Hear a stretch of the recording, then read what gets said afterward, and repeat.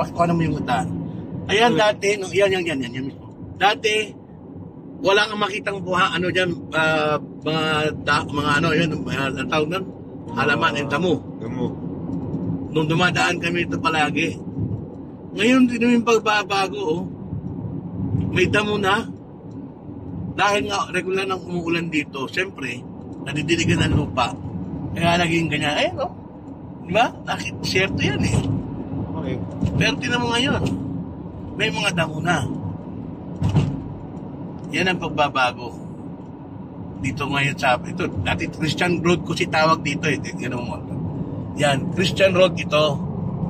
Ito ay daanan patungo po sa taib ng mga non-Muslim nating kababayan. At yung mga non-Muslim expatriate, dahil nga sa Muslim country to, yung Makkah, malapit dito, ay exclusive to na dadaanan yan o pupuntahan ng ating mga kapatid na Muslim. But since tayo po ay non-Muslim, kung tayo po ay pupunta ng Taib, pupunta ng Riyadh, dito po tayo dadaan, yan po nakikita ninyo ay non-Muslim Christian Road po tawag nila dito. Pero ayan po ang gandahan, nakita nyo, madamo na siya. Unlike before, nung napapadaan ako dito, ay talagang disyerto talaga. Kaya yan po yung pagbabago, changes dito po sa Saudi Arabia. Oh, stop na.